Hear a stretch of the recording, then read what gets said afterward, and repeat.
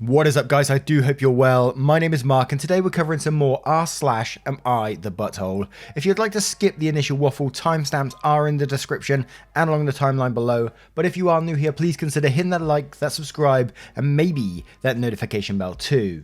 And if you want to be super awesome, you can also support the channel either through YouTube membership or head on over to Patreon, which is also in the description below. And just a massive thank you to each and every single one of you for taking the time out of your days to be here. It is absolutely amazing of you. So thank you so much. And with that being said, let's get in to today's stories. Much love, guys. Our first story comes from Spouse Throwaway. Am I the arsehole for asking my husband not to bring his friend around? My 43 female husband, 45 male, has a friend, Todd, 39 male, that he's been hanging out with since we moved to our new state for work 5 years ago. When we first moved here, I struggled to find a job. Todd would make passive aggressive comments how it must be nice to have someone support me. When I told my husband about it, he told me that Todd was joking and didn't mean it. I told him that it offended me and that I didn't find it funny, and he told me that I was taking it out of context.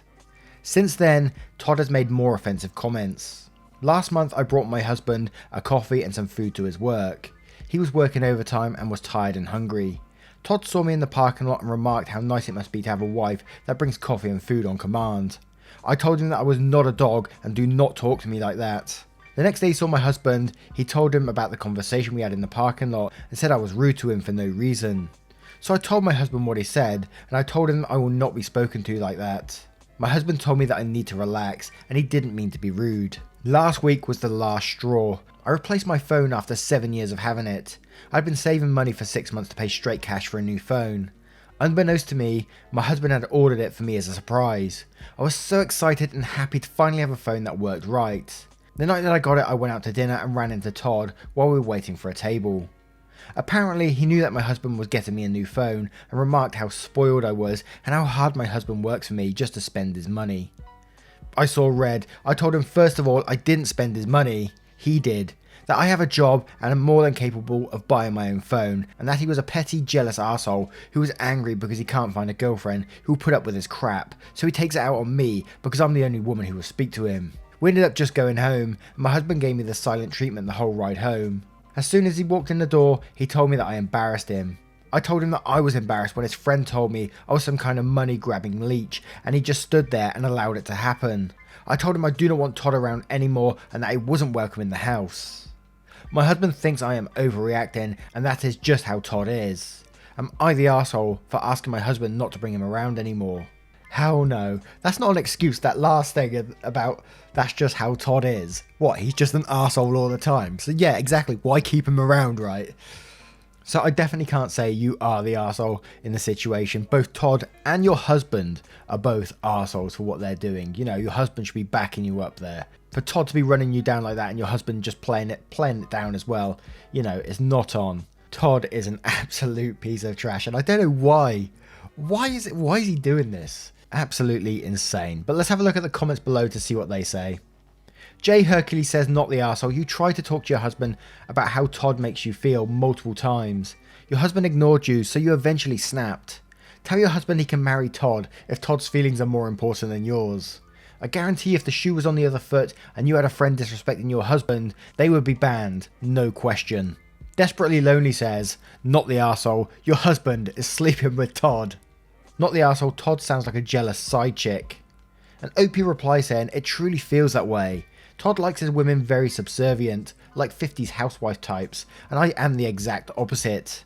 He gets upset that he can't find a woman that will live up to his insanely high standards. He's short and on the heavy side and wants a supermodel beauty, and who will just do whatever he wants, whenever he wants. And Andreek88 says, what the fuck? I don't think I need to get into Todd, who seems like an insufferable arsehole. But your husband, my god, like I would get it if you were all younger. My partner of 10 years has been questionable at times, but now that we're in our early 30s, he looks back and cringes on some of the shit he let slide. But why is he letting this go on? Why isn't he giving a shit about how you feel? Why is it all about Todd? I would sit down with your husband, tell him exactly how you feel, without any instances occurring, and tell him that these jokes have gone way too far for comfort, and it would be nice to have a supportive husband and not a tag team partner to his joke of a best friend. Not the arsehole, but Todd, and more importantly your husband, are. Now, what do you guys think of this story to get us started? Let me know in the comments below, and don't forget to vote on that poll in the description for story 1. And our next story is from Gone Dog, Am I the Arsehole? Am I the arsehole for not wanting a new dog after my parents sold my old dog? I, 16 female, had a wonderful, well-behaved 2-year-old Saint Bernard dog I love so much. I basically spent my whole day with her. She had a warm and friendly temperament and was very protective of me. But she was also very large, and I felt that my family didn't seem to care for her. They would only interact with her for a few minutes before leaving, and so I was more or less the only person taking care of her. A few weeks ago, my parents told me they want to sell my dog. They said it was too large and they wanted a smaller dog. I had no choice in this, and a few days later, my dog was gone. Last weekend, my mum came home with a new 3-month-old small puppy. About a week has passed since we owned him, and everybody in our family seems to love our new dog way more than our old dog, except for me. I know this sounds harsh, but I don't want him. I want my old dog. My parents noticed I wasn't spending any time with our new dog and tried to convince me of how our new dog is better, but I just told them that I want my old dog back. Now my parents accuse me of acting childish and say everyone loves the new dog more, so I should too. Am I the arsehole? Oh man, what an incredibly sad story, and how, sorry, but stupid of your parents. You know, it's one thing to give a dog up because it's too large and it's unsuitable for the house and things, you know, it's still, I still frown upon that you made that choice. You made that choice to bring that dog in the first place, you know. But if you have to give it up, there's some cases where you have to, right? But then to replace it with another dog, like it's just an object. The fuck? Get out of here with that nonsense, man. You can't be the arsehole in this situation, and I feel so sorry for you I can't imagine what is going through your head right now, wondering what's going on with your dog. But at the same time, it's difficult because you don't want to blame it on this new puppy. It's not the new puppy's fault either, is it? It's your parents that's caused this. But let's have a look at the comments below to see what they say. Watercolor Blue says, not the arsehole, your parents are awful for selling a dog. This sort of thing needs to be a commitment. Brick of Self-Control says, not the arsehole, your parents sure are though. A dog is a living creature with feelings and she's likely sad and missing you too. What your parents did was cruel to both of you. I'm so sorry you had to experience this. Flippin' Freddy says, not the arsehole, your parents want a forever puppy, a small dog they can treat like a puppy, or just a small puppy in general. It's too common, people like that will continue to rehome full-grown dogs because they only want a puppy and dislike the animal once it's full-grown, which is truly sad because that dog had you as a loving owner. I'm sorry they got rid of your dog. NomDPixel says, not the arsehole, what your parents did was cruel to both you and your dog. I'll be heartbroken. Pets are not disposable and they shouldn't be replaced like shoes. Mortal Player says, not the arsehole, they on the other hand are arseholes, they sold the dog just to get a puppy. I hope this doesn't happen again. Have a great day. Now, what would you do if you was in that situation? What can you do as a 16-year-old? Your dog has been given away and it must be absolutely heartbreaking for OP. Let me know what you would do in this situation, if anything at all. And don't forget to vote on that poll in the description for story 2. And our next story comes from Matt Geest. Am I the arsehole for claiming my wife should not check the disability box when applying for jobs? Before getting into my story, it was suggested by my wife to ask Reddit. My wife is currently on the job hunt. She's 37 years old and looking for work in a field that could possibly require her going into an office, but she's been working remotely for a similar position. She mentioned this morning that she was checking the "do you have a disability" box as yes. She said she'd been checking that box recently for other jobs. I said it was dishonest for her to check said box. Her rationalisation is that she had cancer 30 plus years ago, and she is currently clinically diagnosed with anxiety. Here is the text associated with the disability checkbox. How do you know if you have a disability? You are considered to have a disability if you have a physical or mental impairment or medical condition that substantially limits a major life activity, or if you have a history or record of such an impairment or medical condition. Disabilities include, but are not limited to, and then there's a whole list of different things from Crohn's to irritable bowel syndrome, cancer, lupus, HIV/AIDS, and loads more, but it also includes anxiety and depression, so I'll just include those ones. And then says, am I the arsehole for suggesting that it's dishonest to check the disability box when applying for jobs? And then there is a little update afterwards, but yes, it says in that text, it says depression and anxiety, which, you know, you said before, she's clinically diagnosed with anxiety. So yes, she should be checking that box because it's not dishonest at all. It's totally truthful. How could she be the arsehole in this situation? It makes you the arsehole, I'm afraid. And I'm sure the comments are going to have a lot to say about this. So let's go below to see what they say. Murderous Budgie says, in quotes, psychiatric conditions, for example, bipolar disorder, schizophrenia, PTSD, or major depression. And then says, not sure how you could read that list and not realise that clinical anxiety fits with this definition. I'm going to go with you're the arsehole since it seems you're specifically misreading the language to discourage your wife from preserving her right to seek a reasonable accommodation. Cypher Max says, and quotes, depression or anxiety. And then says, she's currently clinically diagnosed with anxiety. You're the arsehole. Beagle Rule says you're the arsehole for you suggesting that her telling the truth and checking the right box is dishonest. If she is diagnosed with anxiety, then she fits having a mental impairment or medical condition that substantially limits a major life activity. Amor Fati says, you're the arsehole, the cancer doesn't enter into it, but she has been diagnosed with one of the conditions specifically listed as a disability. There's nothing dishonest about truthfully stating that she has a condition that she has. Chick named Venus says, you're the arsehole and quotes, psychiatric condition. All I needed to see. Clinically diagnosed anxiety fits a description of psychiatric condition. You know, as it's diagnosed by a psychiatrist and it's literally listed in the DSM-5 as mental health disorder. You know, the book used to diagnose mental health disorders by professionals in the field. Of course, the cancer she has nothing to do with this, but the anxiety does. Calling her dishonest when she has a diagnosis with anxiety and people with psychiatric conditions are considered disabilities in the job application makes no sense. And OP edited and updated with, looks like I'm an arsehole. I did realise that I was putting a ton of emphasis on her cancer from when she was 3 and not a lot of emphasis on her current diagnosis. I did validate that and apologise for my actions. She did admit, however, that her anxiety is not affecting her working ability. While not outright dishonest, as I initially claimed, she wouldn't be checking in the box in the future, since it may actually be limited in her a couple of screens to begin with. Thanks for the input, everyone. See, that worries me now she's gone the other way, because surely you should be checking that box if you're clinically diagnosed, and if you go to the workplace and that triggers your anxiety, they're going to turn around and say, well, why didn't you check that? You've been clinically diagnosed, why didn't you check it before? And that could be grounds for like dismissal or something like that, I imagine. I'm not sure, I'm just guessing what it could be like in America. Just because it's not affecting her working ability right now, her anxiety could flare up when she does go into the office workspace. It might start happening then. She might get more anxious within that space. I don't know, maybe I'm talking rubbish there. But what do you guys think of this situation? Let me know in the comments below, and don't forget to vote on that poll in the description for story 3. And our next story is from Haitian Dish. Am I the ass for getting mad at a guy for cooking my culture's food? Okay, so I saw someone on here recently was saying that someone called him the arsehole for cooking Indian food, and he was given not the arsehole verdict. But this is kind of the other side of that, so I might get the you're the arsehole verdict.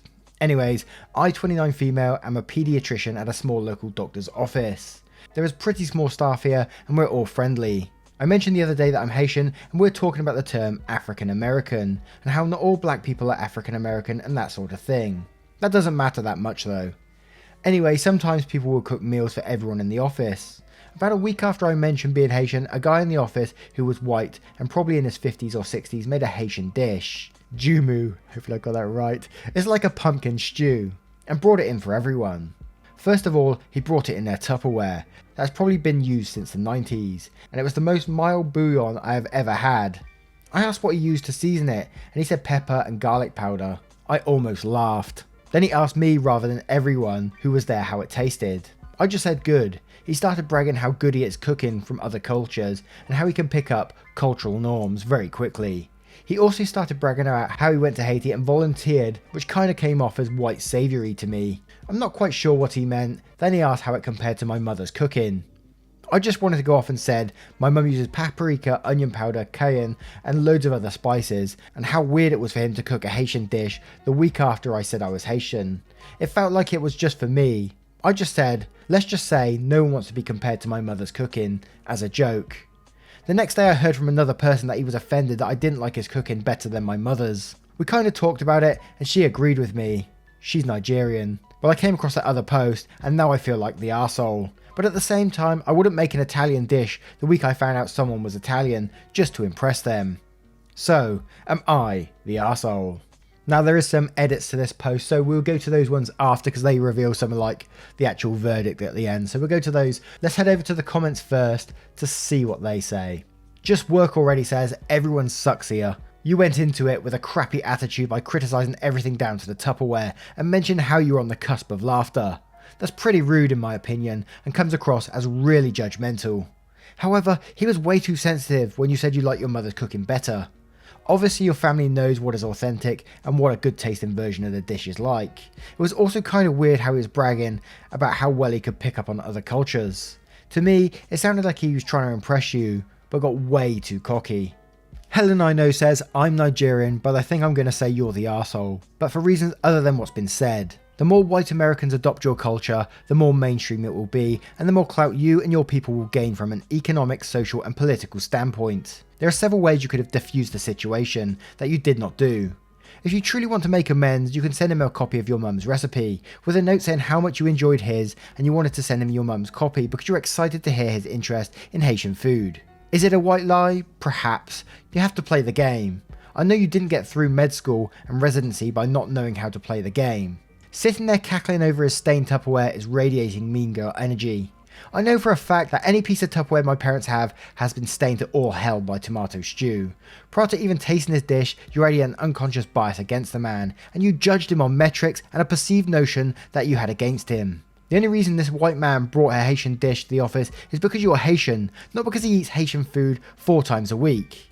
The fact that he spent time making it out of the blue despite the bragging is because he wanted to bond with you. Not devise some sort of elaborate plot to embarrass you in front of your co-workers by making a dish better than your mum does and embarrassing you in some sort of movie-esque reveal. You came into this with a prejudiced mind that has poisoned your interpretation of what actually happened. In everyone else's eyes, they saw a 50-year-old co-worker from whom they've worked with for many years make Haitian food for the new hire, only to have her make a snide remark that it wasn't as good as their mother's food. It doesn't matter that he brought it up first. This isn't elementary school. It doesn't matter who's first. You have to play the game. The same applies to office politics. And French's lawyer says, I mean, your attitudes scream you're the arsehole here. But as for your response to your colleague regarding whether it compares favourably with mum, not the arsehole on that score. So mixed bag. Sensitive Sir says you're the arsehole, but not because you miffed her at the food. You're the arsehole because you're being judgmental about everything down to the Tupperware. Why does it matter that he has well-loved Tupperware? You just sound so stuck up. And for some balance, Skitten says not the arsehole. I don't think he's an arsehole for making the dish, nor for making it poorly. But he's an arsehole for bragging about how good he is at it, which would be an arsehole-ish thing, even if he were right. But it's worse when he's wrong. And for trying to claim to be better than your mother, for being upset that he isn't, and for trying to make the dish all about him. If he had made the dish and said something like, I was so curious about Haitian food that I decided to try a recipe. I hope it came out well, and pretty much left it at that, then it had been fine. It wouldn't have been disrespectful, but he handled this like an arsehole, and you were justified in it being annoyed by it. Now we'll head over to the edit, just to clear things up. Edit, he also asked how my family usually makes it. He was kind of asking for pointers, which is nice. I just said they add more spice and he said, oh, I hate spice, which kind of annoyed me because all Haitian and most food from the other cultures are spicy. I didn't say anything, but that was kind of uncomfortable. Edit 2, just to be clear, I didn't go into it thinking, I was just like, oh, food, cool. And then he started talking about how good he is with other cultures and stuff, which was when I noticed the dirty Tupperware, which I mostly said as a joke. And when I asked what spices he added, I really didn't have any mindset when I went in. Of course, I'm writing this after the fact, so I already knew how uncomfortable it was, which is why I wrote it like that. Edit 3, just to be clear, his Tupperware didn't just have some orange residue on it, it was genuinely gross. First of all, there were kind of all dry vegetables, lettuce, or something like that stuck to the sides, and at one point I picked up the container to put it on the table, and it was so sticky like he literally dipped it in honey. Also, when the stew was finished, he didn't put it in the sink and fill it up. He let the container sit there for around 3 hours until the end of the day, and all the stew residue just dried on there, which is most likely what he did with every other meal he just put in there. Again, I don't care about the container that much. Hopefully last edit, dang guys, I get I was the arsehole in one story, but you guys are like saying stuff like, no one will ever love me, I will have a miserable life, blah blah blah. Like guys, I have a husband and my 3rd child is on the way. Wow. Now what do you guys think of this story? And although the bragging was annoying, I found it kind of almost sweet in a way that he went to cook a Haitian dish for this new hire. Whether to make him feel more comfortable or to bond with him, I don't know. But it seemed like a nice thing to do in my opinion. But again, I might be totally wrong. It might be an everyone sucks here. This might be a you're the arsehole. It might be a not the arsehole at all, according to the comments. This one was all over the place. So it'd be very interesting to know your thoughts too. What do you guys think of this story? Let me know in the comments below, and don't forget to vote on that poll in the description for story 4. Once again, guys, thank you for being here today. I hope you are well. And I have a little update on my dad, which some of you guys have been requesting. Very, very sweet of you. I can't thank you enough for the support you give me with my father in these times at the moment.